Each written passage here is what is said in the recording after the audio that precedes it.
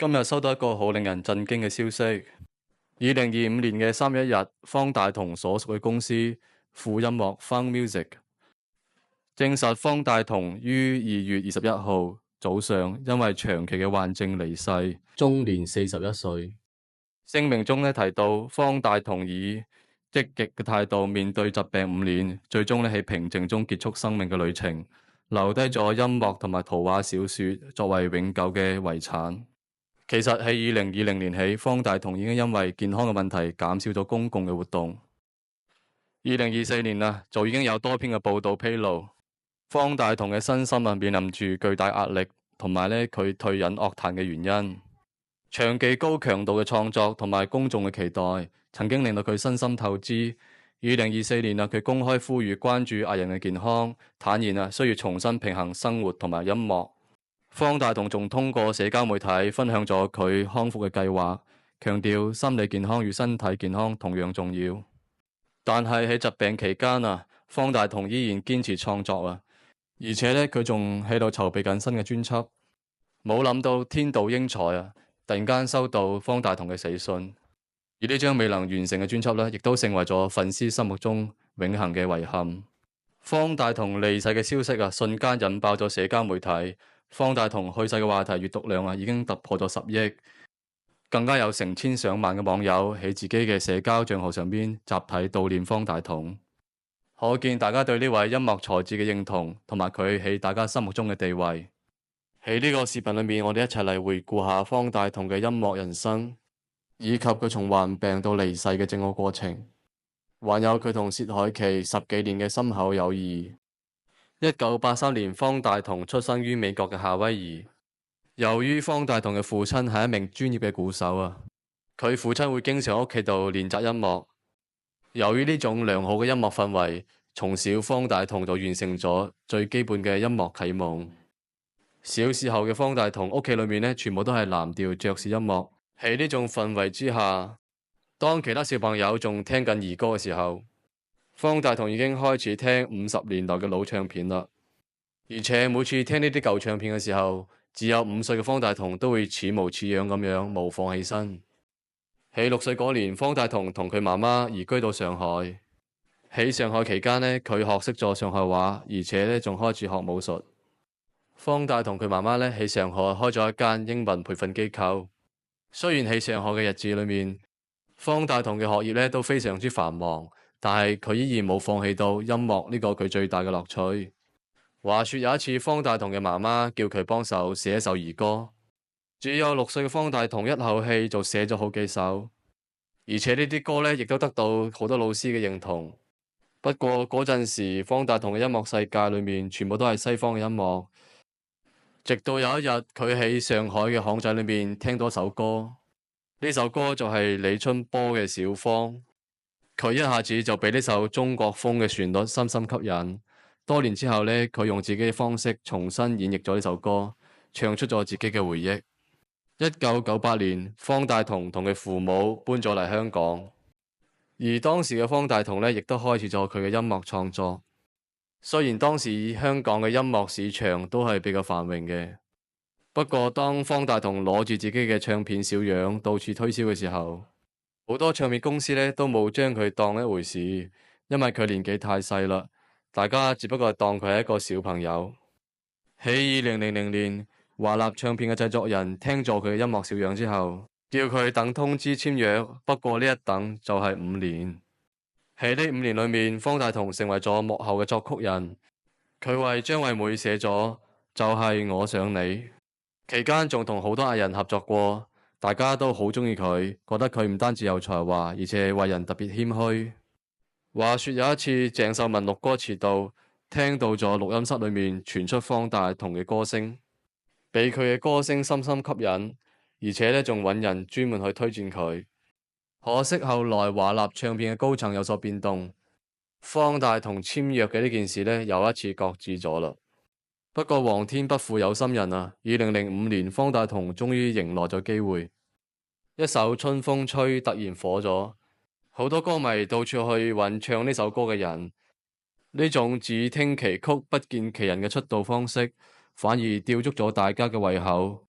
而佢嘅第一張專輯《Show Boy》亦都順利咁發行。佢將西方嘅靈魂音樂同埋中國風嘅音樂完美結合埋一齊，呢種獨特嘅風格令到佢喺音樂界一炮而紅。方大同嘅歌唔單止有技術，而且充滿咗感情。佢嘅一首歌《男音》唱嘅係阿炳嘅故事，亦都係佢自己嘅心境。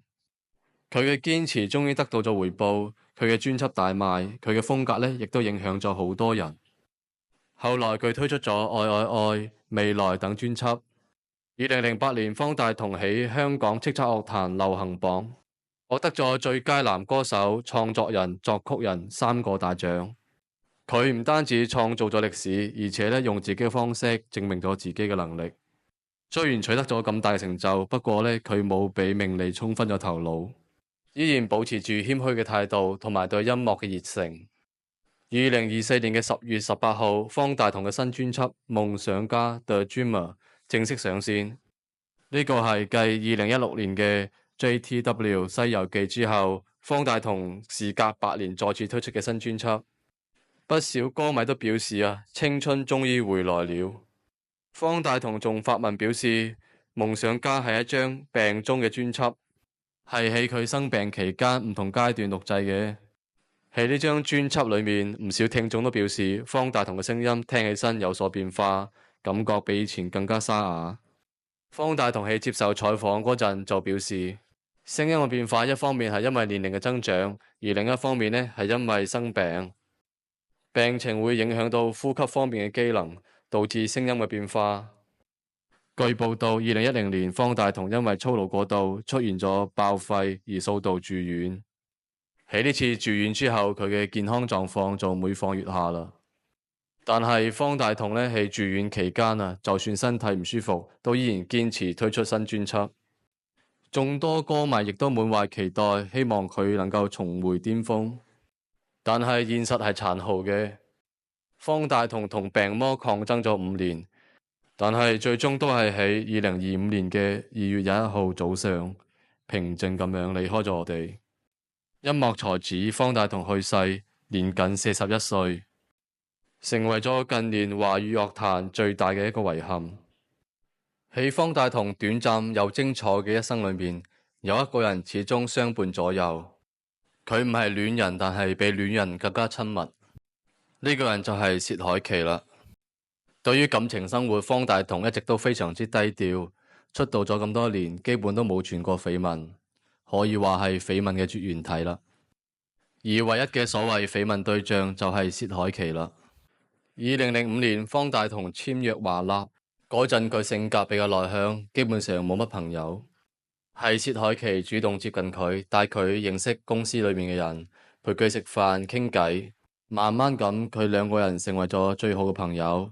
佢為佢站台，佢幫佢寫歌。佢哋之間呢，曾經有無數個被誤會成愛情嘅瞬間，可謂友達以上，戀人未滿。2008年，薛凱琪患上咗嚴重抑鬱症，每日將自己關喺屋企裏面。喺最崩潰嘅時候，薛凱琪撥通咗方大同嘅電話，最後喺方大同嘅陪伴之下，薛凱琪放棄咗輕生嘅念頭。從此之後，薛凱琪嘅每個重要時刻，方大同都會有陪伴喺佢身邊。佢哋到底有冇喺埋一齊，係粉絲經常會問嘅問題。但係佢哋最終都冇成為戀人。有人可能會覺得遺憾，但係佢哋並唔覺得。對於彼此佢哋嘅定義係最重要嘅人唔一定要成為戀人。佢哋嘅關係就似方大同寫俾佢嘅歌，不要愛我，你是如此對的人，怕做情人會變成敵人。2025年2月14號情人節，方大同喺社交媒體上邊轉發咗一首浪漫嘅告白情歌《那沙漠裏的水》，並配文有情人終成眷屬。